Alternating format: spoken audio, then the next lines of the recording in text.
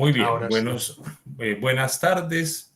Es un gusto para la Red Nuclear Colombiana esta primera charla de 2024. Esperamos seguir difundiendo la ciencia y tecnología nuclear. Hoy tenemos una charla top, es una charla que creo que causa mucha mucha y es ¿por qué una ley nuclear para Colombia?, ¿cierto? Y esto nos lo va a contar el doctor Camilo Prieto Valderrama. Él es el embajador de WINS, del World Nuclear Institute for Security en Colombia. Es miembro del Grupo de Investigación de Asuntos Nucleares del Servicio Geológico Colombiano, profesor de Cambio Climático y Salud Ambiental de la Universidad Javeriana, médico, magíster en Energía y Sostenibilidad y en Filosofía, especialista en Derechos Humanos, y actualmente está cursando un programa de doctorado en Ingeniería en la Universidad Javeriana. Como metodología para esta charla en particular, vamos a tener todos los micrófonos apagados, salvo pues el de Camilo, obviamente, y al final podemos hacer las preguntas. En el chat también las pueden ir planteando y entre Daniel, Ángel Fernando y yo, pues las podemos ir recopilando para al final de la charla ya hacerlas, porque es posible que Camilo más adelante pues vaya a responderla. Entonces, Camilo, pues muchísimas gracias y súper bienvenido. Bueno, para mí un placer poder compartir esta charla con ustedes de la Red Nuclear Colombiana. Bueno, ustedes, nosotros, porque finalmente somos un equipo, y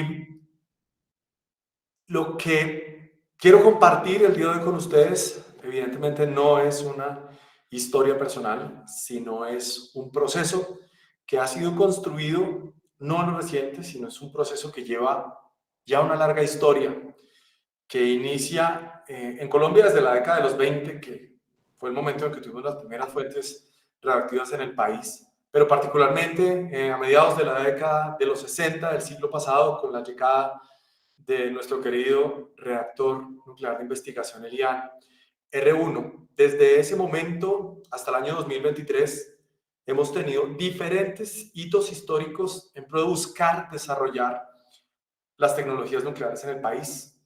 Ha sido un proceso que ha tenido altibajos, éxitos, frustraciones, pero también sueños. Y parte de esos sueños es este gran sueño por el que estamos pedaleando muchos en el país, que es poder tener una ley nuclear. En torno a este proyecto hay muchas instituciones que confluyen. De hecho, por ahí si se me olvida una, me lo dicen, pero dentro de las instituciones académicas tenemos la Universidad Nacional, una sede de Medellín, sede de Bogotá, tenemos a la Universidad de Antioquia, tenemos a la Universidad Javeriana, tenemos a la UPTC, tenemos a la UIS, también vinculada al proceso. Dentro de las instituciones o agremiaciones nacionales está la Asociación Colombiana de Medicina Nuclear, la Asociación Colombiana de Protección, de Radiooncología, la Asociación Colombiana de Física Médica.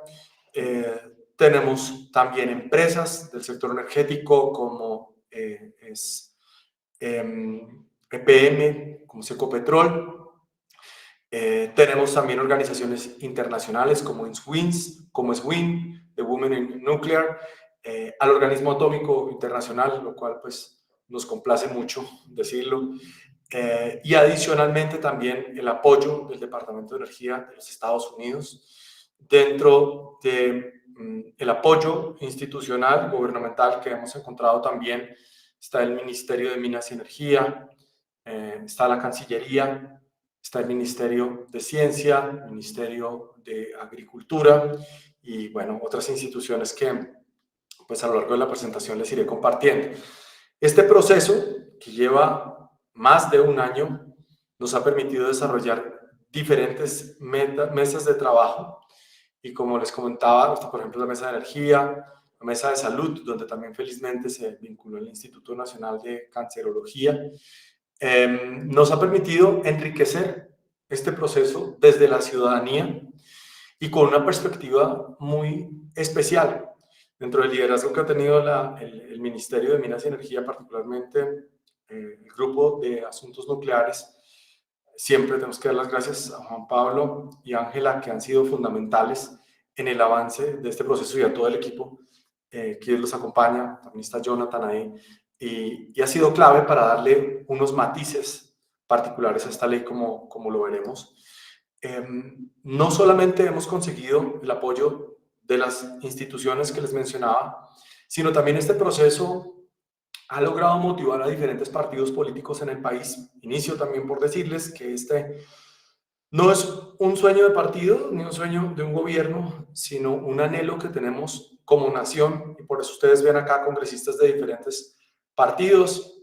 Está la senadora María del Mar Pizarro liderando por el Pacto Histórico, también está Juan Espinal del Centro Democrático, también vemos congresistas del Partido Liberal, Hugo Archila, por ejemplo, que hace parte de todo este proceso. Y hay más congresistas, Julio Miranda, por ejemplo, del Nuevo Liberalismo.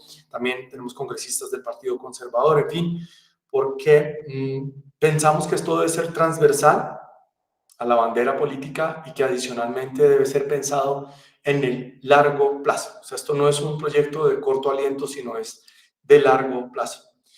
Esto nos ha permitido tener una mirada, si me permiten el adjetivo, holística, de lo que implica pensar las tecnologías nucleares en Colombia, de lo que nos debe llevar el hecho de pensar en una norma que nos permita regular el espectro de la radiación ionizante en el país. Esta presentación, que espero dejar más espacio para las preguntas que para lo que tenga yo que contarles, tiene tres momentos.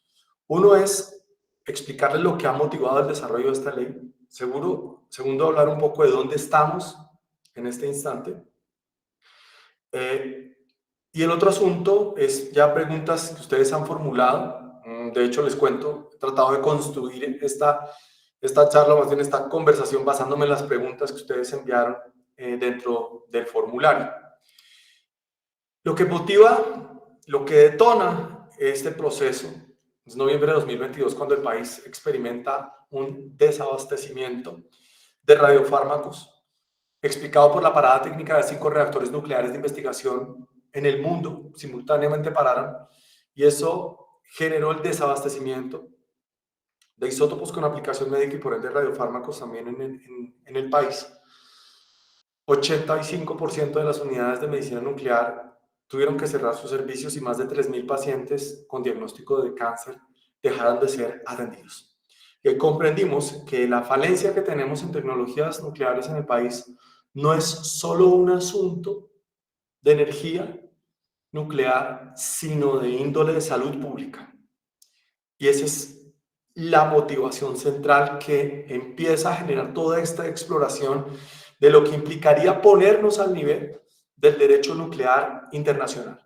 Y dentro de esa exploración empezamos a buscar diferentes elementos de cómo estábamos respecto a la región. Este cuadro que ustedes ven ahí, bueno, con letra tal vez muy pequeña para la ocasión, hace una comparación entre Colombia, Brasil, México, Perú, Argentina, Chile, y me gustaría agregar en la última columna a Bolivia, aunque en este momento no esté operando, pero está desarrollando su reactor nuclear de investigación. Me gustaría concentrarme en un punto, y es que de todos los países que les mencioné, hay 3 que generan nucleoelectricidad, como son Brasil, Argentina, México, y hay solo un país, excepcionalmente, que no produce isótopos, y ese país es Colombia. Nuestro reactor lo tenemos enfocado en investigación, pero particularmente con una técnica que es la activación neutrónica, pero desafortunadamente no producimos isótopos. Los países como Perú, por ejemplo, tienen un liderazgo muy relevante en producción de isótopos con aplicaciones médicas, ¿no? Como es molibdeno y su posterior generación de tecnecio, etcétera, pero nosotros estamos muy colgados. Entonces esto nos empezó a llamar la atención. Y en esta exploración encontramos no solamente esta falencia, sino que no teníamos un marco regulatorio claro. Y dentro de ese marco regulatorio claro, vimos que estábamos quedándonos atrás en esa falencia de ese marco regulatorio claro, en acceso a cooperación técnica. Entonces, mientras nosotros estamos teniendo esta conversación, 40 países del mundo liderados por Portugal están hablando de fitomejoramiento con radiación, con cobalto 60 y con rayos X, de plantas de café, de semillas de café, para hacerlos resistentes a enfermedades, para hacerlos mucho más resistentes en el horizonte del cambio climático.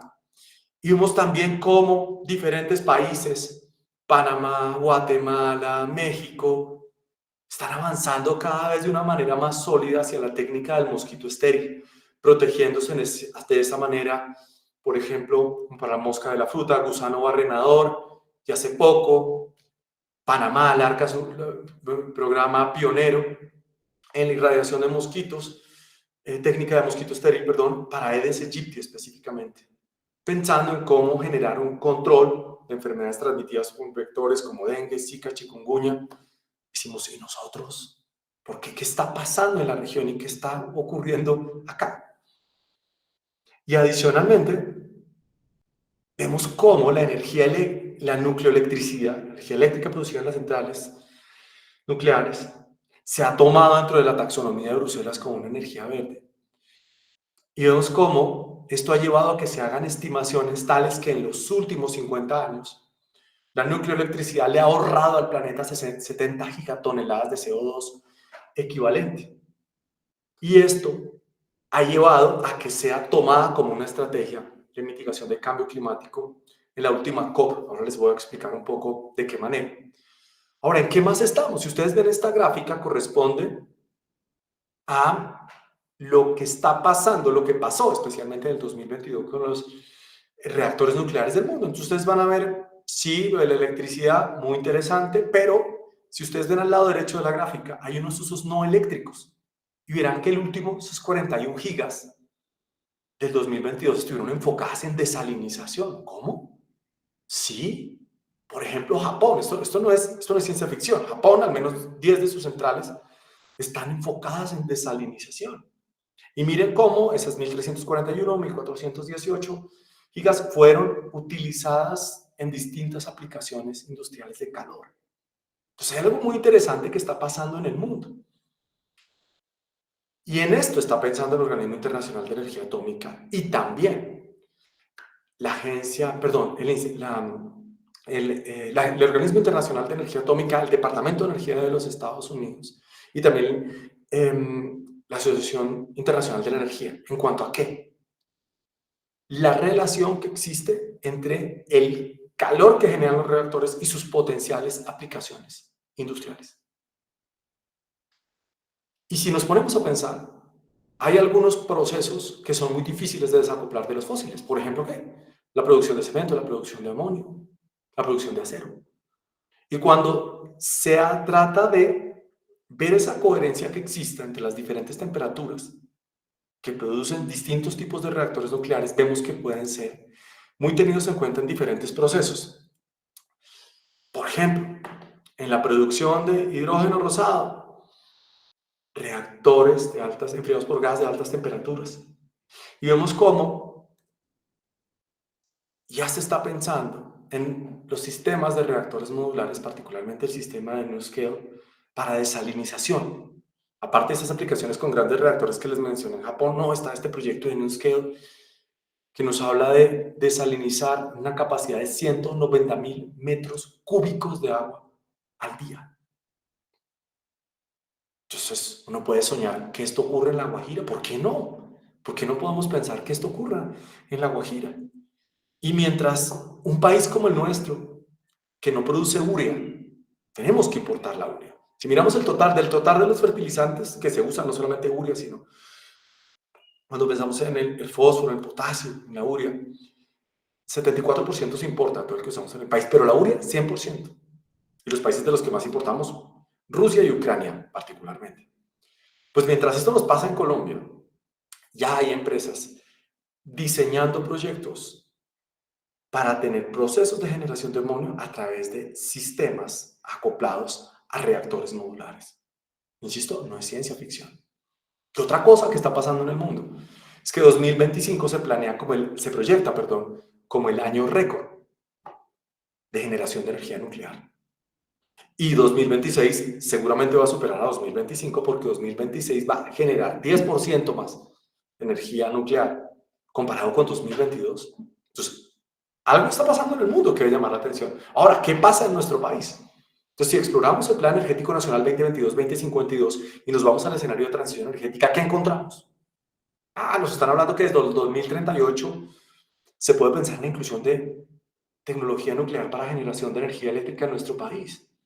Y se nos habla que en la proyección a 2052 al menos el 1% de esa matriz de generación debe estar concentrada en la energía nuclear. Y si echamos un poco más para atrás, en 2021, hay un COMPES que nos está dando un diagnóstico. Nos dice, mire, Colombia tiene unas limitaciones para acceder a cooperación técnica y a desarrollar proyectos nucleares, especialmente porque su marco regulatorio tiene falencias. Y ahí viene una falencia que quiero destacarles. Tenemos un problema. Y es que el operador está dentro del regulador. Operador, reactor nuclear, servicio geológico, dentro del regulador, que es el Ministerio de Minas y Energía. Y eso nos impide desarrollar programas en el país. O sea, el diagnóstico está clarísimo. Desde el 2021, como les digo, hay un COMPES. Devolvámonos otra vez.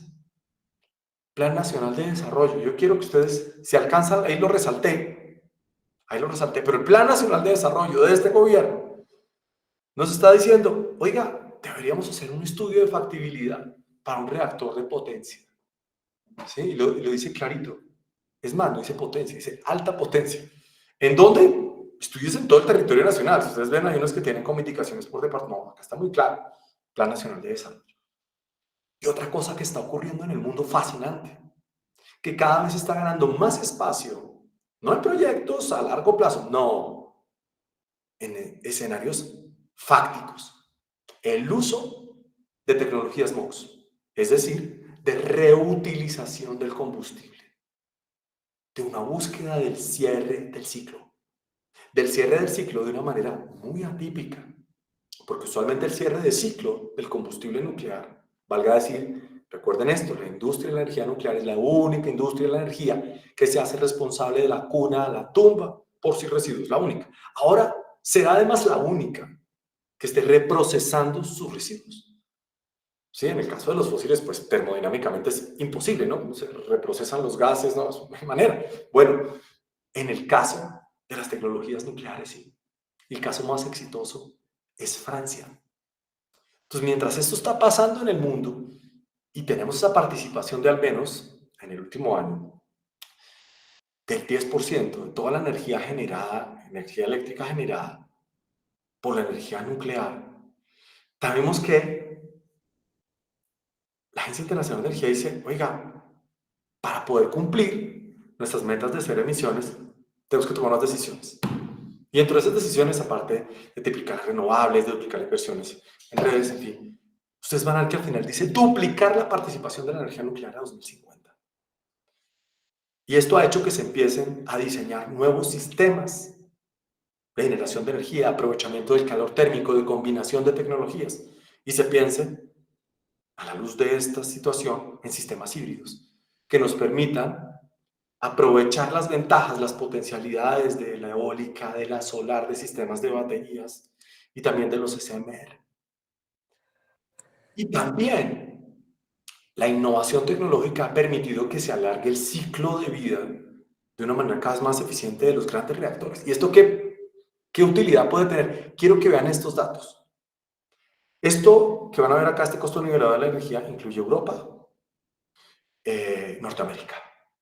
Quiero que vean lo que es la mediana en este momento. El costo nivelado de energía $69, la mediana, ¿sí? Y quiero que se fijen, tal vez al lado de nuclear dice nuclear LTO. Centrales nucleares con extensión de ciclo de vida, LTO por sus siglas en inglés. Miren cuánto se reduce la mediana con extensión del ciclo de vida. Entonces, viene esa extensión del ciclo de vida y una reducción del costo nivelado de energía, lo cual es supremamente interesante. Es decir, no solamente hay un avance tecnológico para los reactores modulares, sino también un avance tecnológico para los reactores de potencia. Otra de las cosas que hemos encontrado es que existen unos hitos para el desarrollo de un proyecto nuclear en cualquier país del mundo. Cuando un país levanta la mano ante el Organismo Atómico Internacional, y el país es el gobierno de ese país, dice, queremos desarrollar un programa de energía nuclear. Eso tiene unos hitos, una hoja de ruta guiada por hitos, un desarrollo guiado por hitos. El promedio del cumplimiento de esos hitos son 10 a 15 años según el organismo. 10 a 15 años. O sea, esto no es de yo quiero un reactor y voy y compro un reactor y no. esto no funciona de esta manera. ¿Por qué? Porque la industria nuclear tiene los más altos estándares de seguridad. Es tan así que la seguridad se divide en seguridad física y seguridad tecnológica. Son protocolos complementarios diferentes, pero son protocolos complementarios. Por eso toma esos tiempos. Es decir, es diferente cuando uno piensa en el tiempo de construcción del reactor, eso es otra cosa. Porque de pronto ustedes están pensando, pero esperen, pero si un reactor modular se puede construir en 50 semanas, sí, eso es distinto. Entonces, estamos hablando de todo el proceso de iniciar un programa nuclear. Ahora, para que esto se dé, se necesita una ley nuclear. Si no, no es posible. Fíjense que cuando uno piensa, estas son parte de las preguntas que les decía que he tratado de tomar de las que ustedes han manifestado. Perdón. Puede uno preguntarse, bueno, ¿y cuál es la prioridad de la Ley de Seguridad Nuclear y Protección Radiológica en nuestro país? Pues es organizar el sector nuclear, generar una ley marco para todo el espectro de la radiación ionizante en el país. Organizar sector nuclear. Usted va a preguntar a alguien, ¿cómo así que sector nuclear? ¿En Colombia un sector nuclear? Pues claro, entonces un sector nuclear que sin desarrollar energía nuclear, en este momento es responsable del 0.25% del PIB. ¿Qué tal que nosotros desarrolláramos isótopos con aplicaciones médicas? ¿Qué tal que nos involucráramos en otro tipo de tecnologías nucleares? Si en este momento se generan cerca de 4.000 empleos directos, ¿cómo sería el desarrollo económico de esta industria si nos pusiéramos a enfocar voluntad política y recursos hacia ello? ¿La ley está diseñada para una tecnología específica? La respuesta es no. Esto es una llave que abre la puerta para todo el horizonte tecnológico de los usos pacíficos de la energía nuclear. Ahora, les insisto, ¿es un sector relevante en el país? Sí, pero es un sector que puede tener mayor potencia de aportar a la economía nacional y no tiene por qué reñir con otros sectores. Su llegada se puede ir dando mientras otros sectores también van desarrollando otro tipo de tecnologías. Pero no es que por esto vamos a pensar que esto llegó a arrasar con el resto. No, no se trata de eso. Se trata de una función de complementariedad. Bueno, ¿en qué se beneficia el sector salud y la agricultura del país? Pensemos en lo siguiente. Vamos a poder tener no solamente procesos mucho más eficientes en términos de fiscalización, en términos de autorizaciones, en términos de comercio internacional, sino también innovación tecnológica. La capacidad que nos podamos radiar alimentos, que podamos tener fitomejoramiento, que podamos tener plantas de radiación para los hemocentros, en el que le podamos apostar a estos proyectos de cogeneración de los cuales estábamos conversando. Y adicionalmente que podamos tener mayores herramientas de monitorización frente al cambio climático y a la crisis ambiental global. Que podamos monitorizar el ciclo del nitrógeno, que podamos ser mucho más eficientes en la monitorización de la acidificación del océano, por ejemplo. ¿Qué tiene de diferente la ley nuclear de Colombia a la de los otros países? Esto se los digo con orgullo porque ha sido un proceso largo. Y dentro del equipo que más ha interactuado para esos ajustes ha sido Claudia Calado. Ya les puedo contar cómo han sido los diferenciales. Pero parte de los diferenciales están en que, uno, que va a ser la ley nuclear más moderna del mundo en este momento. O sea, se ha aprendido de los otros procesos. Por eso en el Organismo Atómico Internacional cobra tanta relevancia la ley de Colombia, porque es allá donde están condensados los avances. De hecho, ahorita el último borrador de revisiones que estábamos recibiendo ayer, tiene más de 100 comentarios del organismo, ¿no? Eso por un lado. Lo segundo, es la primera ley nuclear del mundo que tiene enfoque de género. Y lo otro es que hay una modernización en las definiciones, en los mecanismos de control para que se evite la dilución de responsabilidades, porque ha sido el problema de otras leyes nucleares del mundo. Adicionalmente, una actualización conceptual en todo lo relacionado a seguridad física con ocasión de obviamente los riesgos potenciales que puede tener desarrollar tecnologías nucleares en un país como el nuestro. Y eso también se conecta, evidentemente, con en todas las tecnologías e innovaciones de manejo que existen en el transporte. Esta es otra de las preguntas. ¿Cómo es el trámite de la ley en el Congreso y cuánto se demora? Bueno, un asunto es la técnica parlamentaria, otro asunto es todo lo que pasa en el ecosistema político del Congreso y hacia dónde se van moviendo las voluntades. Seguramente ustedes habrán podido detectar algo y es que lo que acelera la velocidad del trámite de una ley es la opinión pública, es la voluntad de las personas. Las necesidades del país son claras, pero la opinión pública es fundamental, o sea, que esto sea relevante para la gente. Esto tiene un proceso, por supuesto. La erradicación no se puede dar aún hasta que no tengamos dos asuntos claros. Uno es el concepto favorable del Ministerio de Hacienda. Esto lo hemos querido hacer de la mejor manera y con el mayor rigor técnico posible. Entonces necesita ese visto bueno de Hacienda, que aún está pendiente. Ya se le envió a Hacienda exposición de motivos, el borrador del proyecto de ley para obtener su visto bueno. Una vez esté ese visto bueno, el proyecto tiene que entrar por la Comisión Primera, porque este proyecto tiene una particularidad, es que modifica la estructura del Estado. ¿Por qué? Porque crea la Agencia Nacional de Seguridad Nuclear. Entonces, por eso tiene que entrar por Comisión Primera, ahí tiene que ser discutido en la Comisión Primera, después ir a la Cámara, después ir a la plenaria de la Cámara, después ir a la Comisión Primera del Senado, plenaria del Senado y después tener sanción presidencial. O sea, esto estamos hablando de un tiempo de más o menos año y medio, 2 años, puede ser un poco menos, pero dependemos de muchas cosas. Entonces, teníamos una fecha presupuestada para la erradicación de la ley, que era el 5 de marzo, y era un hecho político muy significativo, pero preferimos esperar hasta tener ese visto bueno del Ministerio de Hacienda. ¿La ley tiene suficiente apoyo del gobierno y la oposición? Pues les puedo decir es que va creciendo. Eso es lo que les puedo decir. Que va creciendo porque hemos buscado, insisto, con firmeza, con vehemencia, demostrar que este es un proyecto que lo necesita el país y que independientemente de los vaivenes que tienen las elecciones cada 4 años, esto debe superar ese horizonte. Y consideramos, como les digo, ya tenemos esos ministerios con los cuales hemos tenido apoyos, nos falta aún más. Y una de las grandes apuestas que tenemos es desarrollar dentro del Congreso de la República una bancada nuclear. Y dentro de todo el grupo, de todos los que estamos acá alrededor de este trabajo, lo que buscamos es darle cada vez mayor aporte técnico a toda la gente que está allá involucrada dentro del Congreso y especialmente a los congresistas a la hora de defender el proyecto. Sí se había intentado antes, quiero decirles, varias veces. Intentos que fallaron por algunas decisiones que detectamos. Una de ellas fue tratar de hacer de esto una bandera de partido, de un partido. Primer error. Segundo error, tratar de hacerlo por fuera del organismo, sin el apoyo del organismo. Y el tercer error, enfocarse en una sola tecnología. Solo en una tecnología.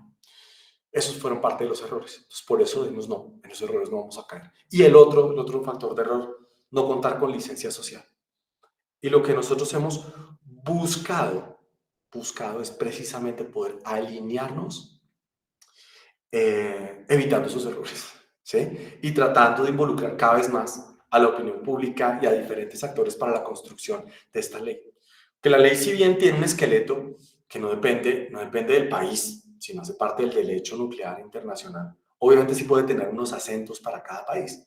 Y aquí en Colombia hemos hecho unas detecciones de algunos inconvenientes en que hemos buscado también solventar a partir de la ley. Definitivamente la ley no contempla la minería de uranio ni el enriquecimiento. Por ahí ese no es el horizonte de la ley. Así el uranio sea un mineral estratégico, así existan incluso proyectos han existido proyectos, seguramente ustedes los han escuchado, como el de Berlín. Desde el 2012, por ejemplo, ustedes miran el proyecto tal vez más ambicioso de uranio en Colombia.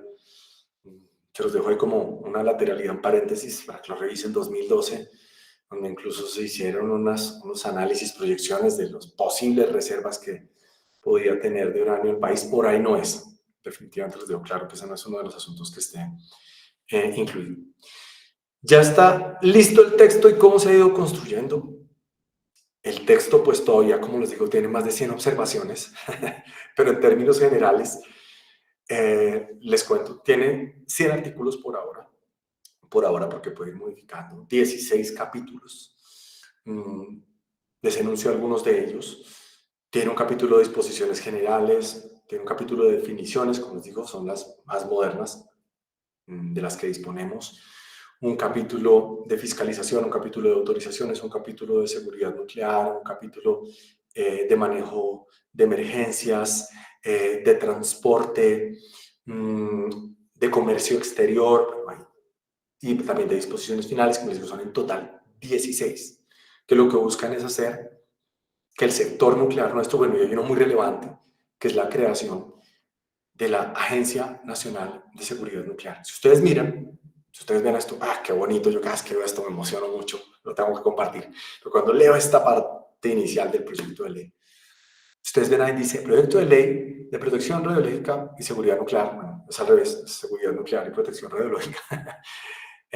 Aunque estábamos mirando cuál de los dos nombres pueda, o sea, básicamente es lo mismo, pero estamos viendo qué conviene más.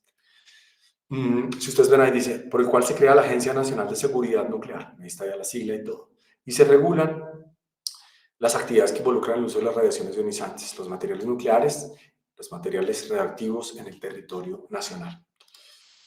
No más, en el artículo 10, que es donde está la Agencia Nacional de Seguridad Nuclear, se van a encontrar 26 funciones de la agencia, 26. Y esta agencia busca ser una institución de carácter técnico, no puede depender ningún ministerio. Va a ser inspección, vigilancia y control, no puede estar dentro de un ministerio, que tiene que depender, como ocurre en otros países, específicamente de la presidencia de la República. Tiene que ser, insisto, un organismo con unos estándares internacionales que están fijados para quienes hacen parte, bueno, en fin, tenemos que cumplir con ello. Muchas veces la gente pregunta, ¿nosotros qué podemos hacer? Han estado estas mesas técnicas, ahora siguen las audiencias públicas de participación. Obviamente es clave la divulgación de la información, la sensibilización hacia la opinión pública, porque queremos que la gente cada vez tenga una opinión informada, más informada respecto a estos asuntos. Llegar a un punto en el que seguramente vamos a necesitar motivar a más personas a través de una estrategia de comunicaciones, a través de la divulgación y la participación, todos va a ser clave. Seguramente muchos deben estar pensando, bueno, pero ¿cuándo vamos a tener el texto? Yo quiero ver el texto, ¿Qué es lo que ocurre? No queremos cometer un error y hasta que no estén corregidas todas las observaciones del organismo, nos parece una imprudencia circular el texto que muchos de los que están acá presentes han ayudado a enriquecer, tanto en la exposición de motivos, que tiene más de 40 páginas, es un documento técnico, de hecho es publicable, tiene un capítulo de salud pública, tiene un capítulo de industria, tiene un capítulo de ambiente, un capítulo de agricultura, un capítulo económico, de marco regulatorio, y adicionalmente está el proyecto de ley, que como les digo, hasta hoy, puede que después cambie, alrededor de 100 artículos. Entonces no queremos ser imprudentes, básicamente es un asunto de prudencia, no es de oscurantismo o de una confidencialidad de seguridad nacional, no tiene nada que ver con eso. Se trata de prudencia y de cuidar mucho el proceso. Y ese proceso, como les digo, se ha ido nutriendo de la participación en las diferentes mesas técnicas. Ay, esta pregunta me pareció muy curiosa. De hecho, la traté de dejar lo más diplomático posible porque no era así como me lo preguntaban. Había varias. ¿Quién está financiando todo este proceso? Oiga, llevamos más de un año en esto, hay más de 100 personas acá. Gente que, ay, ¿quién les está pagando? Pues les tengo que decir, ¿no? Pues no. Deberíamos crear la vaca nuclear porque aquí nadie nos paga. O sea, cuando dicen, bueno, en otros países sí hay lobby nuclear y ojalá las industrias, las empresas, los interesados, no sé, en algún momento los operadores acá en Colombia que se han motivado a participar en las diferentes discusiones, digan, venga, quiero pagar este evento. Pero la realidad es que no es así. Acá ha sido la generosa colaboración de muchísimas de las personas que están acá, muchos, ¿no? David, Daniel, Isabel, bueno, muchas de las personas que están acá que hacen parte no solamente del liderazgo del diplomado, sino que también están dentro de todo el proceso de la ley. Gente que está desde la academia, gente que está en la industria, que ha decidido ceder su tiempo, incluso por fuera de Colombia. Gente que está acá súper pendiente de ver cómo puede aportar. Desde Estados Unidos, Alejo García está pidiendo, oiga, ¿yo qué hago? ¿Qué tengo que moverme? Voy a poner muchos ejemplos, sé que se me escapan muchos nombres porque evidentemente somos más de 100 personas en torno a esto, pero les pongo algunos ejemplos para que ustedes se den cuenta de que esto ha sido una construcción en equipo que nos ha dejado un recorderis en la vida. Y es que los grandes proyectos son empresas colectivas en los que hay que renunciar en cierta medida a egos personales, número uno. También renunciar a la posibilidad de ver resultados inmediatos y más bien ver hacia largo plazo. Esencialmente, para lo que ustedes están viendo acá, es que nosotros necesitamos la ley nuclear en el país. La ley de seguridad nuclear y protección radiológica. Necesitamos esa ley marco que nos permita cumplir con una regulación a nivel de un estándar internacional de todo el espectro de la radiación ionizante del país, que nos permita mejorar las variables de salud pública, ambientales, que nos permita acceder a tecnologías de bajo carbono y que nos permita, ojalá en algún momento, reducir o evitar el uso de combustibles líquidos en zonas no interconectadas del país. A veces llegaba a pensar, ¿qué tal que en algún momento Leticia, que en este momento genera toda su energía, a expensas de líquidos fósiles, transformara y tuviera un sistema híbrido en el que pudiéramos combinar seguramente fotovoltaica, un sistema de baterías con un SMR? ¿Por qué tenemos que renunciar a eso? ¿Por qué tenemos que renunciar a dar la discusión? Yo creo que esta discusión, desde que se haga con opiniones informadas, con un espíritu constructivo, muy seguramente puede tener aspectos muy relevantes. Aprovecho y respondo lo que dice Jorge. De una vez lo tomo ahí, eso que dice de la minería de uranio, pero ¿por qué dejarlo por fuera? La minería de uranio y el enriquecimiento tiene otras complejidades. Y queremos enfocarnos en dar este paso, este primer paso. La minería de uranio, como digo, el enriquecimiento tiene un estándar diferente. Ese es otro camino, es otro camino. Entonces queremos ir dando un gran paso, ¿sí? Y este gran paso, como les digo, eso no está ni en el horizonte, en este momento pensado. Ese es otro campo, ese es otro campo. Además, se los explico de esta manera y resalto, no está dentro del horizonte, pero si hiciéramos minería de uranio, Colombia no podría hacer nada con ese uranio. Tendría que exportarlo para que haga parte del proceso de enriquecimiento mediante las diferentes tecnologías a los países que disponen de esas estrategias y de esas herramientas tecnológicas para hacerlo, como Francia, como China, etcétera, como Estados Unidos, en fin. Entonces, paro acá, yo ahora les doy espacio también para las preguntas que ustedes tengan y pues en la medida en que las pueda resolver, y también si tengo aquí el apoyo del equipo para resolver alguna que no esté a mi alcance, pues chévere. Camilo, muchísimas gracias por esta exposición maravillosa, creo que súper ilustrativa, muchas dudas, yo creo que ya las chuleaste, muchísimas gracias. Y entonces pasemos a preguntas del público, si alguien quiere, súper bienvenido. Y bueno, Camilo, muchas gracias. ¿Alguien, alguna duda, alguna pregunta que surja? Que cuando creo que los micrófonos se pueden abrir. Que cuando empieza la vaca nuclear, ¿sabes? ¿Alguna pregunta por...? Ah, bueno, Javier tiene la manito levantada, Javier Martínez. Uy, Javi, allá desde Argentina. Hágale, Javier. Buenas noches, ¿cómo estás, Camilo? ¿Cómo están todos? Interesante la charla que diste. Tengo un mar de preguntas, pero bueno, yo creo que la pregunta que por ahí más me interesa es cómo se puede blindar la ley nuclear para que no tenga ninguna bandera política, eso por un lado. Y por el otro, sin lugar a dudas, uno de estos emprendimientos tiene que tener un carácter político porque tiene que ser como una estrategia de nación. ¿sí? Ujú. Entonces, ¿cómo hacer para que este proyecto primero tenga una cabida dentro de la opinión pública y cómo blindarlo para que no tenga ninguna bandera política, para que no se caiga por esa lucha política que tenemos en Colombia? Bueno, para responder tu pregunta, quiero resaltar algo, miren, lo que les mencionaba ahora. Tenemos equipo de colombianos en diferentes regiones del mundo. Por ejemplo, Javi está allá en Buenos Aires y Luis está por ahí, Luis Guarín, también está en Argentina, apoyando todo este proceso. Entonces, fíjense el enriquecimiento tan relevante que ha tenido todo este proyecto. Entonces, mira, Javi, creo que el asunto más importante, el mensaje que le queremos dar al país es lo que yo espero que suceda es esa foto el día de la radicación, donde le podamos mostrar al país, los autores de este proyecto de ley no son de un partido, sino que hay vinculados, que esto va a ser un hito muy relevante. Partidos de gobierno, partidos de oposición, y segundo, que el proyecto tiene la comprensión que esto está pensado a largo plazo. Eso hace que evitemos, o procuremos evitar, que esto tenga una captura, ¿sí? Que el proyecto sea capturado por algún segmento político. Y lo otro es que acá estamos amparados bajo el derecho nuclear internacional.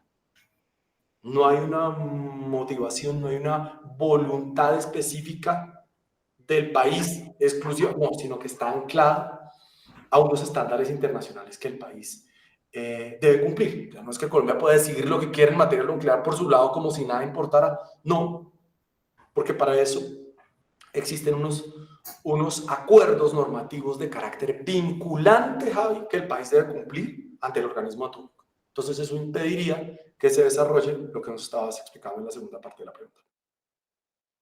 No, la verdad, muy, muy interesante, Camilo. Y una consulta más, el alcance de la Agencia de Seguridad, por un lado decías que era técnico, ¿no? Uh-huh. Y si mal no entendí, no tendría funciones regulatorias. Inspección, vigilancia y control. Pero sería como una autoridad reguladora, ¿no? Claro que sí, claro que sí. Ah, Pero está bien. fíjate que queda muy aparte de la operación y queda muy aparte de Sí. los ministerios que promueven las tecnologías nucleares. O sea, no podría estar, porque vi que alguna de las preguntas era que si la agencia podría estar dentro de uno de los ministerios. Esa es una de las opciones que estudiamos y definitivamente no. No. La posibilidad era que estuviera el Ministerio de Ciencias. No se puede porque entonces el Ministerio de Ciencias no podría promover tecnologías nucleares. No se puede dentro del Ministerio de Ciencias. Tiene que ser completamente aparte. Como pasa con la CONEA en Argentina. ¿Sí? O sea, tiene que estar completamente aparte. Sí, no puede ser juez y parte. Es que el órgano regulador tiene que ser independiente al Estado. Tiene que ser independiente a los ministerios. Sí, esa es una parte. Exacto. Y al operador. O sea, a los promotores, voy a usar esas palabras que además he ido aprendiendo, no crean que esto me lo sé de hace años, no, esto lo he ido aprendiendo. Tiene que ser ese órgano, esa agencia tiene que estar separada. Ajá. De los promotores, por un lado, esa es una palabra, y de operadores, estar aparte. Ajá. Esa es la razón, Isa, gracias. Camilo, por acá, dentro de las preguntas que habían colocado en el formulario y acá también colocaron, Santiago Castillo colocó, es si se implementa toda esta tecnología o plantas, ¿cómo sería el control o la gestión de los desechos que se pueden generar? ¿Y cómo sería eso pues, para el medio ambiente? Vos que sos ambientalista. Claro. Camilo, sí, muchas gracias. Es muy, muy importante porque siempre salen las preguntas. Mira, total, porque yo creo que una de las grandes preocupaciones que tiene la gente, cuando uno habla de tecnologías nucleares en general, no estamos hablando solo de energía, lo primero que las personas piensan, además con legitimidad en su duda, es, bueno, ¿y qué hacemos con los desechos? ¿Qué vamos a hacer con los desechos? ¿Qué pasa con los desechos? Y creo que uno de los asuntos mejor gestionados y los problemas mejor resueltos en toda la industria nuclear es el manejo de los desechos. Por ejemplo, en el caso del combustible nuclear, Colombia nunca haría una disposición final, sino Colombia lo que hace, cuando uno mira, hay un capítulo particularmente para desechos y combustible gastado.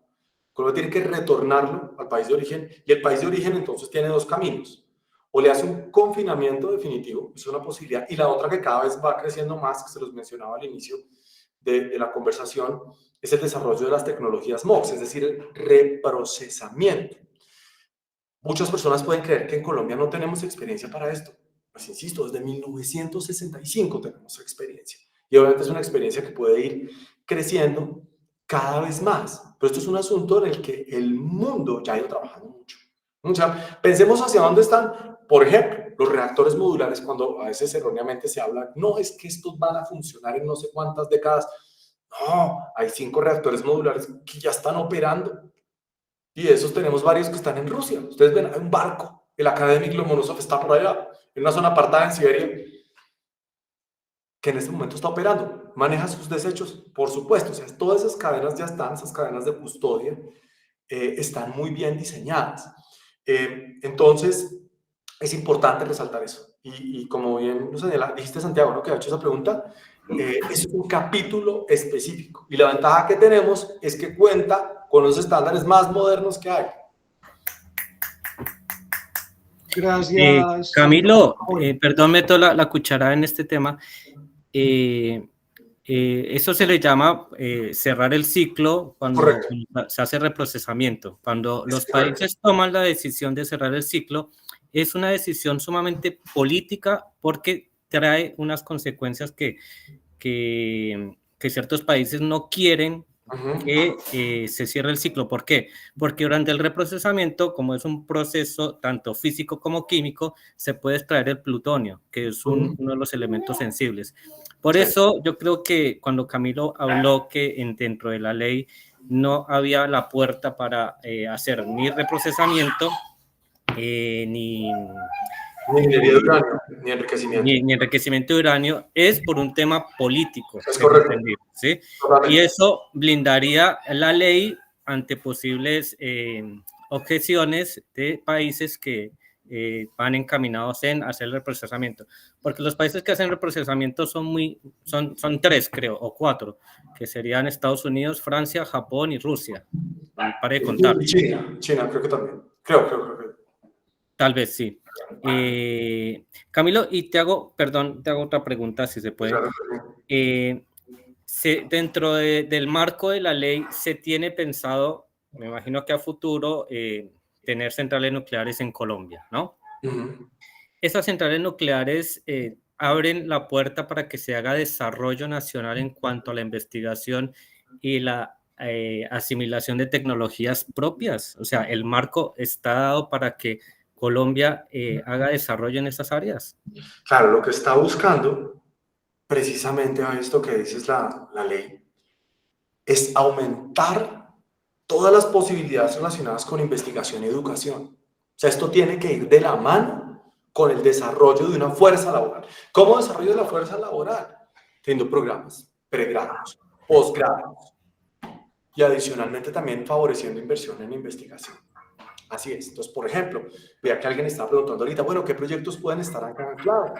El grupo de asuntos nucleares, el grupo de investigación de servicio biológico. Hay un grupo también de investigación en la Universidad Nacional, en la Universidad de Antioquia. Muchos grupos que ya desarrollan investigación en tecnologías nucleares. Este puede ser, o sea, yo veo la ley como, la analogía sería como un esteroide para la investigación en el país. Listo, muchas gracias Camilo, muchas gracias Javier. Por acá está con la manito levantada Santiago Vargas y Harold Arroyo, la tienen encalambrada de tanto rato levantada. Entonces vamos con Santiago y luego vamos con Harold. Ajá.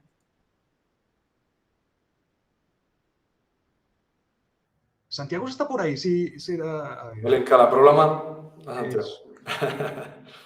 No, lo que pasa es que estoy en el celular y como nunca he usado esa aplicación aquí, se confunde. No te preocupes. Dale, Santiago.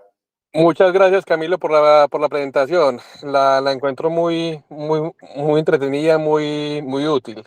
Y entonces yo te hago una pregunta. Una vez que vos llegas y se aprueba la ley nuclear, ¿vos cuáles creen que van a ser los primeros proyectos que la van a usar? ¿Cuáles son los primeros beneficiarios, los primeros proyectos que se van a desbloquear gracias a esta iniciativa? Bueno, entonces mire que acá hay un asunto claro. Hay unas tecnologías nucleares a las cuales se puede acceder más rápidamente en esas hojas de ruta del cumplimiento de hitos que otras. Entonces, las que tienen un paso más corto son tecnologías nucleares para salud pública, ambiente, industrias. Tienen el paso más corto. La que tiene el paso más largo es la energía nuclear. Sí, es la que tiene el paso más largo. Y fíjate, Santiago, que una de las cosas que alarga más el paso es la licencia social. Porque algo que ya aprendió el mundo es que de nada sirve tener todo un acuerdo técnico, inversión financiera, voluntad política cuando no hay licencia social. Les voy a contar una de las experiencias más particulares que he tenido en la vida. Cuando estuve la última vez en el Organismo Atómico Internacional, me voy a preguntar por el reactor que tiene allá. Pues dicen, sí, es el reactor, claro, pero es que resulta que acá en Austria está prohibida la energía nuclear. ¿Cómo? ¿Qué? O sea, estamos hablando de que la CEA, el Organismo Atómico Internacional, no desarrolla energía nuclear porque está prohibido. ¿Por qué? Porque no hay licencia social. ¿Sí? Entonces, eso hace que tome más tiempo. Entonces, si me preguntas, bueno, ¿quiénes van a ser los primeros beneficiados? ¿Tú te acuerdas, Santiago, de las primeras diapositivas que yo les puse? Que había una médica nuclear preocupada. Los primeros beneficiados, Santiago, van a ser los pacientes con cáncer, en seguimiento, en tratamiento. Esto va a poder ayudar a aumentar la expectativa de vida y a dinamizar los servicios de oncología del país.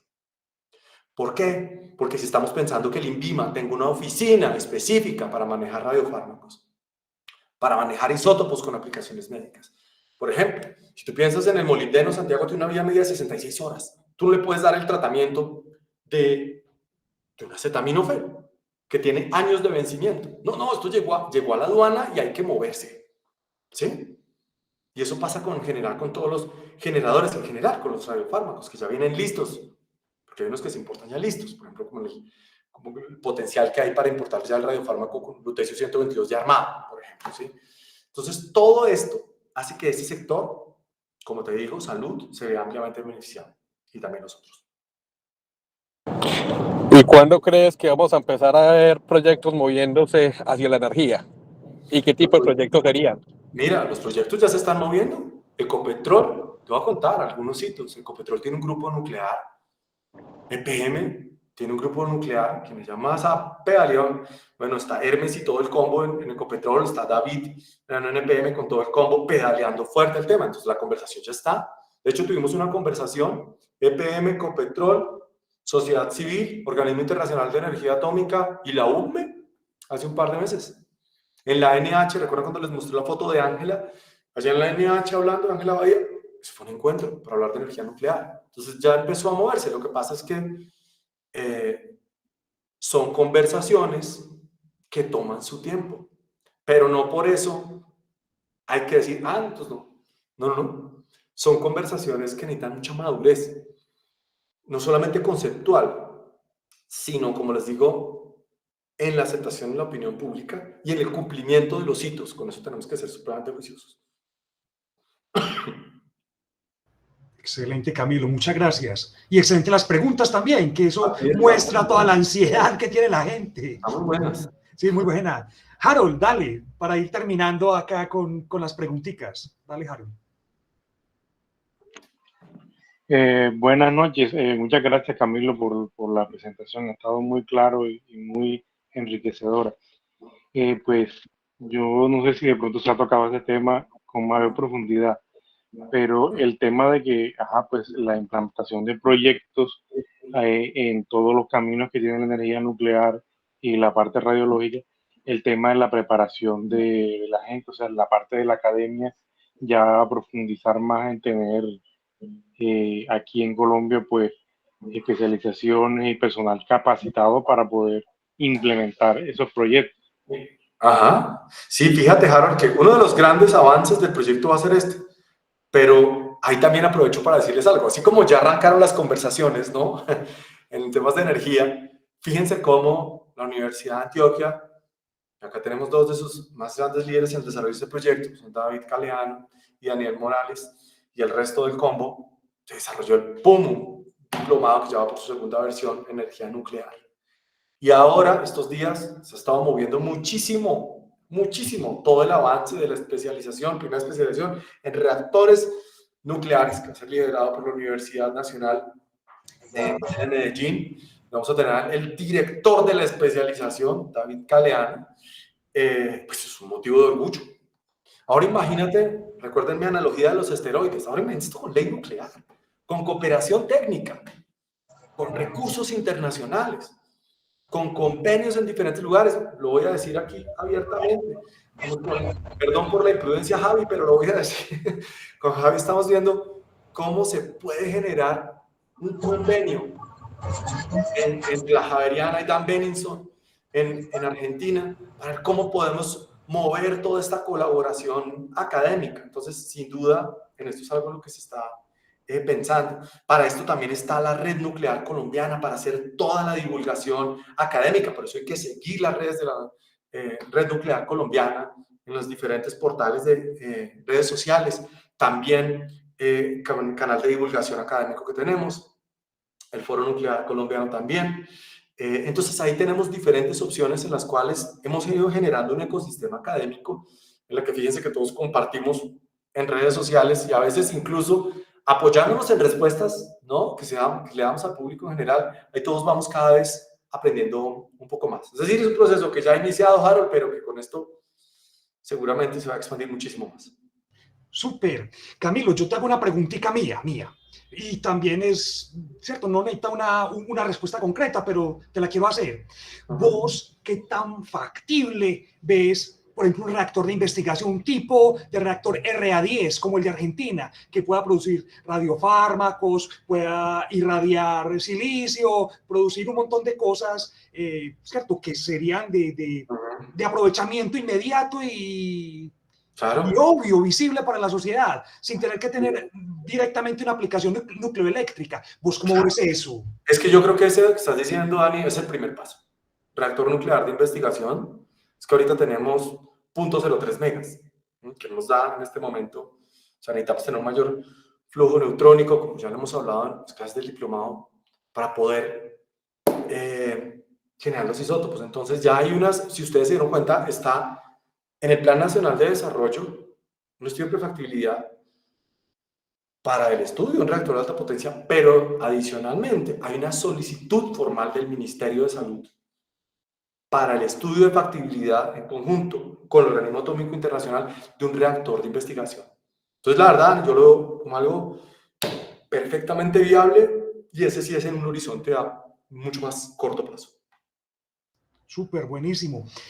Yo creo que las últimas dos y vamos terminando para que Camilo también descanse un poquito. No, yo no tengo problema, yo aquí pero no, está bien, cuando ustedes digan cortamos. Pero yo aquí... Tenemos a Santiago.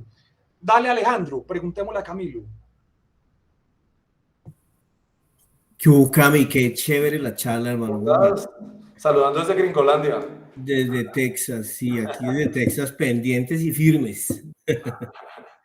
No, muy chévere, solamente un poquito como de parte de tranquilidad de pronto para aquellos que están comenzando a hacer preguntas, y es ampliando lo que tú dices sobre cogeneración, que puede extenderse a cogeneración nuclear. En el país tenemos un conocimiento importante de la parte de generación. Es decir, el componente nuclear es un componente, pero la parte de generación que tiene que ver con turbinas, que tiene que ver con vapor y con todos estos procesos industriales o de generación como tal, es un conocimiento que tenemos pleno en Colombia. En cuanto a generación, entonces tú traes el reactor, pero el resto ya está. Las universidades ya producen los ingenieros mecánicos y eléctricos de buen nivel, de alto nivel, para estar pendientes de eso, entonces no hay lío. Desde el punto de vista de la generación y desde la cogeneración, pues parecido, porque al final lo que tú tienes es, bueno, ahora vas a usar el calor, como decías tú muy bien, para generar vapor, agua caliente, desalinización o lo que sea. Y en ese sentido también tenemos la ingeniería en Colombia, es decir, los ingenieros mecánicos, eléctricos que salen de la Nacional, que se gradúan ahorita y que llevan tiempo trabajando, sirve todo ese ejército de ingenieros.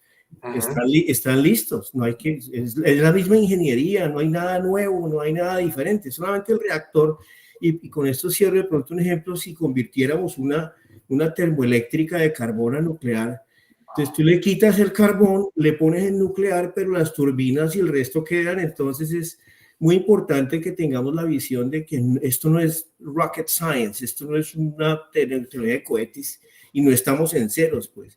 La regulación va andando, la ley va andando, pero los ingenieros también ya están para ser parte de ese proceso.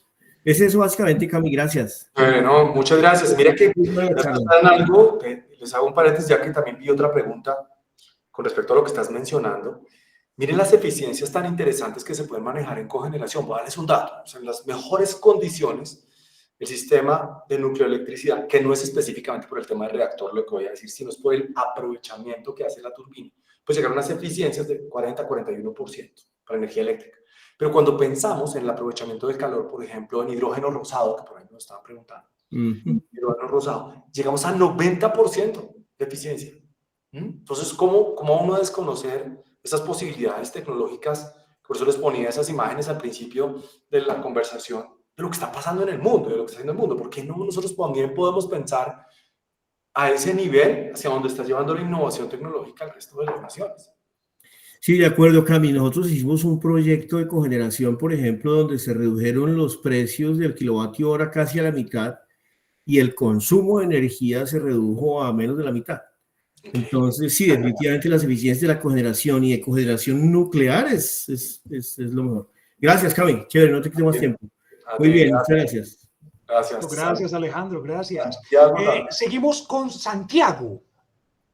Santiago, si está por ahí, que tenía la manito levantada. Sí, ¿y cómo se ven los procesos de enfriamiento del reactor? Porque, digamos, para usted dice generar, digamos, sí, puede generar tantos kilowatt-hora en tanto tiempo, pero ese enfriamiento de los reactores, ¿cómo claro.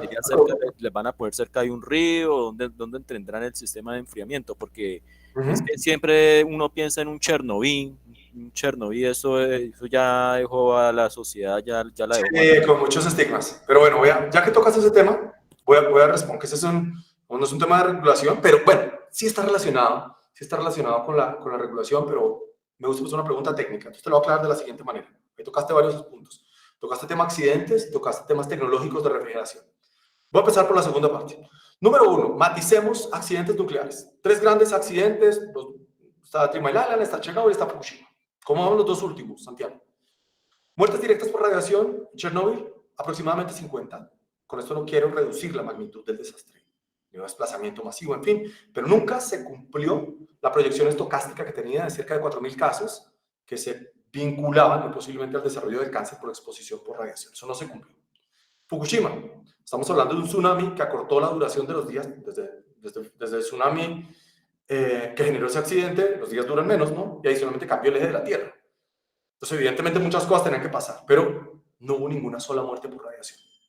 Tampoco estoy menospreciando lo que ocurrió en Fukushima, desplazamiento forzado por evitar exposición a radiación. Pero si tú te vas, Santiago, a pensar qué ocurriría donde ese tsunami, ojalá nunca pase, o ese sismo, hubiera ocurrido en un lugar como las Tres Gargantas o Hidroituango, ¿cómo contaríamos los decesos? Entonces, eso se relaciona con un indicador que se llama muertes por teravatio hora generado. Y cuando tú miras, las 2 tecnologías más seguras de todas, Santiago, son la energía solar, la energía nuclear, y ahí se disputan el primer premio, las 3 están ahí, incluso con la eólica. Quiere decir esto que a partir de, y además de esos accidentes se ha aprendido mucho. Por ejemplo, la tecnología que se usa en Chernobyl, esos RMK sin edificio de contención, eso ya no se usa. Y de Fukushima, diseño de los 70s con unos generadores diésel por allá a nivel del mar, eso tampoco, eso ya no está, ¿sí? Pero insisto, por esto no quiero decir que no haya riesgos, claro que hay riesgos, y decir que no los hay sería una irresponsabilidad, pero hay cómo gestionarlos. ¿Por qué hay cómo gestionarlos, Santiago? Porque tú tienes una amenaza que es la radiación, ¿no es cierto? Hay una amenaza. Y tenemos una población, seres humanos, que somos vulnerables a la radiación ionizante. Pero conociendo variables de dosis, distancia, tiempo de exposición, blindaje, tú puedes controlar esa radiación. Para que esa radiación, en vez del lugar de matar y hacer daño, ayude a sanar a las personas a través de aplicaciones médicas, como les explicaba. Ahora, es un término de accidentes, ¿sí? Si miras, por ejemplo, lo que pasa es que esto casi no se habla, pero ¿cuántos muertos produce Santiago al año los residuos de los fósiles? 1 millón de muertos, 1 millón, pero nadie se escandaliza con eso, porque aquí los estamos respirando mientras hablamos. En Colombia ahorita hay incendios, en Bogotá estamos respirando un aire terrible, Santiago. En este momento, ahorita estaba antes de empezar la conversación, estaba mirando, pero de eso nadie habla, porque los cerros orientales no se están quemando, si no estaríamos conversando de eso. Y son residuos que están matando personas. Entonces, de esto, insisto, la industria nuclear ha aprendido muchísimo. Ahora, tu pregunta del enfriamiento, hay que recordar varias cosas. Lo veremos en el diplomado. Santiago, ¿tú estás en el diplomado o no? No, yo soy ingeniero mecánico. Bueno, entonces te voy a hacer unas aclaraciones. Y de hecho, pues para no quitar todo el tiempo, si quieres, después me puedes echar una llamada y conversamos los dos, para no quitarles mucho tiempo con esto. Pero te voy a dejar algo en líneas generales, para que te lleves una idea. Número uno, no todos los reactores nucleares son enfriados por agua. Hay enfriados por gas, hay enfriados por plomo. No son solo enfriados por agua. Número uno. Número dos, los ciclos del agua tienen diferentes aproximaciones de acuerdo al tipo de reactor. Y hay ciclos cerrados, ¿sí? Para poder haber ciclos primarios, secundarios, terciarios, en los cuales no es que estés contaminando el agua, sino, como bien lo explicas, hay circulación por los ríos. Pero resulta que hay unos sistemas de enfriamiento que ya no dependen de los ríos, porque si no, no podrías tenerlo en zonas remotas, sino que tienen unas particularidades tecnológicas diferentes. Entonces, de lo que más deberíamos preocuparnos, Santiago, y está bien tu preocupación, pero lo que quiero decirte es que la tecnología para esto ya está inventada. Te voy a poner una asimetría de tratamiento de la sociedad, de la humanidad, frente a las aguas que se utilizan en reactores nucleares, a frente al agua que se utiliza en procesos industriales. La humanidad se escandaliza más con los vertimientos de aguas tritiadas de Fukushima, controlados a 30 años, con un isótopo que tiene un decaimiento, 12.3 años aproximadamente de vida media. Se escandaliza más con eso que con los vertimientos de isótopos estables de metales pesados, como ocurre en Colombia, como es el mercurio. Colombia es el primer país emisor de mercurio per cápita del planeta, por encima de China e Indonesia, Santiago. ¿Y aquí quién habla de eso? ¿Aquí quién me está hablando del isótopo estable del mercurio que está envenenando los ecosistemas y que está envenenando las costas de nuestro país? Entonces, eso que tú señalas me parece súper relevante, porque sí es importante generar esas asimetrías de percepción y también las asimetrías tecnológicas. Asimetrías tecnológicas en tanto que la industria cuenta para manejar de manera segura.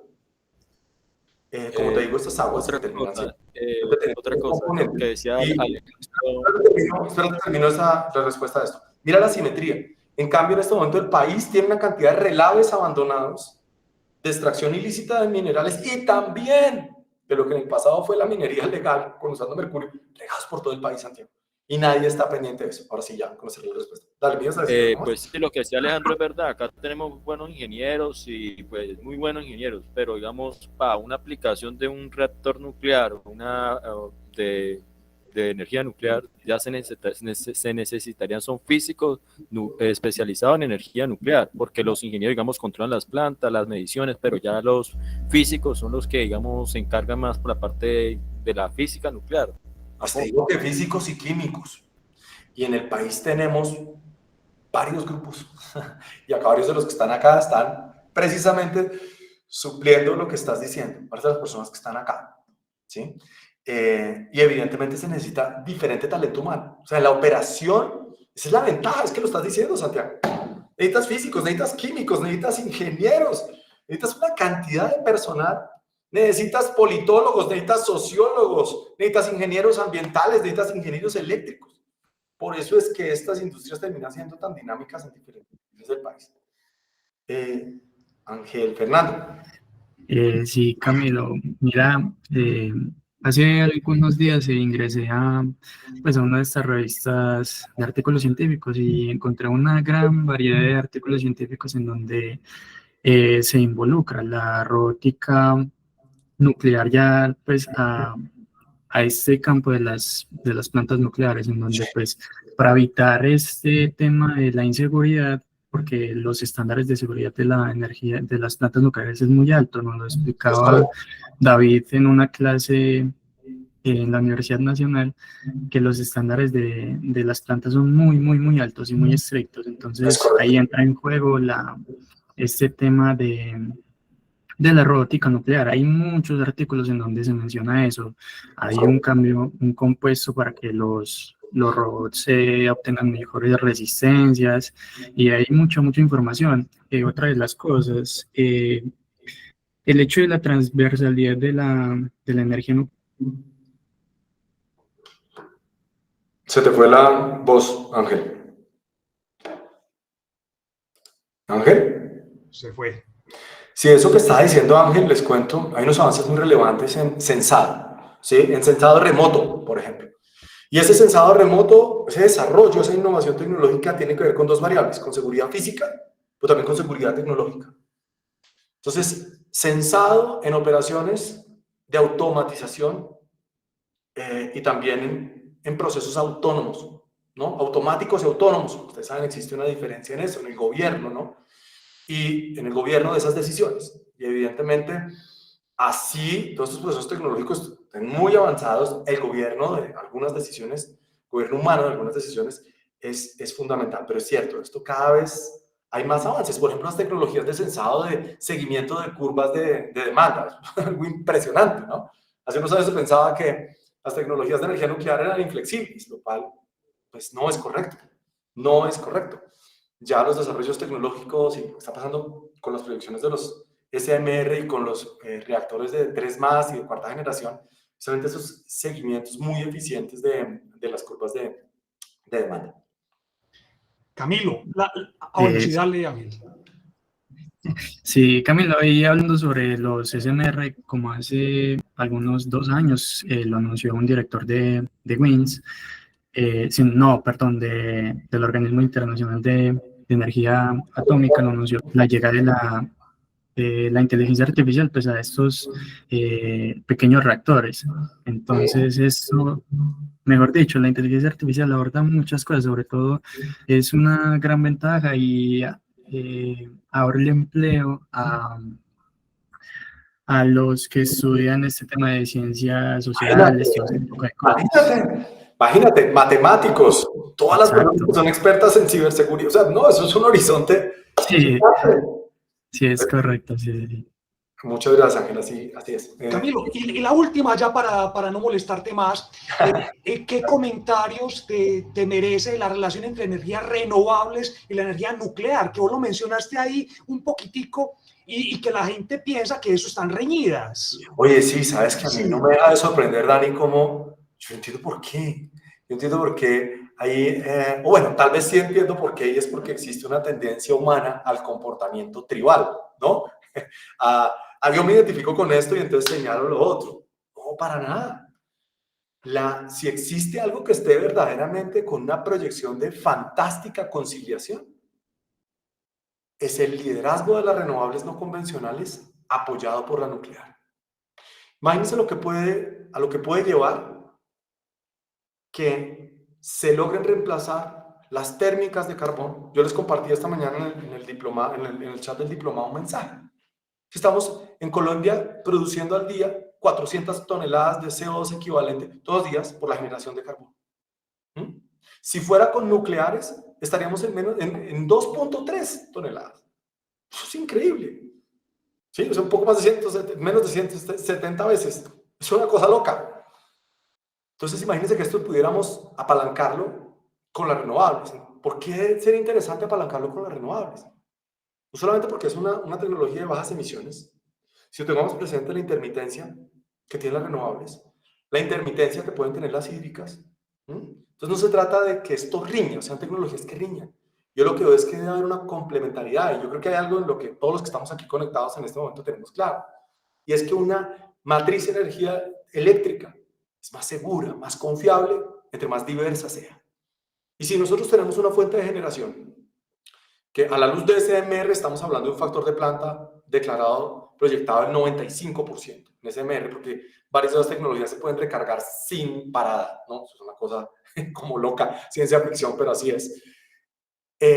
Promedio global para el año pasado, 80.2% de factor de planta, ¿no? Un país como Estados Unidos tuvo 90% de factor de planta. Entonces, si tenemos esa posibilidad de factor de planta, imagínense lo que implicaría poder diseñar sistemas híbridos. Entonces, yo creo que hay una conciliación súper interesante. Ahora imagínense los momentos que hay picos de solar. Por un momento pensemos eso, picos de solar. Tienes ahí el pico y tienes el SMR atrás. ¿Qué haces con el SMR? ¿Bajas potencia? Sí, puedes bajar potencia. Bueno, pero si no bajas tanto la potencia y derivas calor y haces cogeneración mientras tienes el pico de solar y además tienes un sistema de baterías que cuando lo recargas y entonces necesitas subir la potencia del SMR para una rampa, pues entonces eso va a hacer que sea mucho más suave, va a suavizar ese proceso y va a hacer reducir el uso de la batería, por ejemplo. De hecho, les puedo compartir un artículo que hemos estado leyendo con David estos días, súper interesante al respecto, de cómo estos sistemas híbridos pueden generar una conciliación muy interesante entre renovables no convencionales, SMR y almacenamiento en baterías. Camilo, muchísimas gracias. Fue una charla maravillosa, me encantó a mí las charlas tuyas, vos sos súper didáctico y sabes llegar a la gente. Te agradezco mucho por eso. A las personas que estuvieron acá también, muchas gracias y bienvenidas siempre. Es un espacio de la Red Nuclear Colombiana. En 3 semanas vamos a estar haciendo charlas el último miércoles de cada mes. Para dentro de 3 semanas, el 24 de abril, vamos a tener a Pablo Giraldo. Pablo Giraldo es el gerente de CIBERT, acá, Protección Radiológica en Medellín, y nos va a traer, luego les contamos de qué se trata la charla. Entonces, bueno, sigan conectados. A Camilo nuevamente, muchas gracias, a todos ustedes muchas gracias, y bueno, nos vemos en 3 semanas. Muchísimas gracias.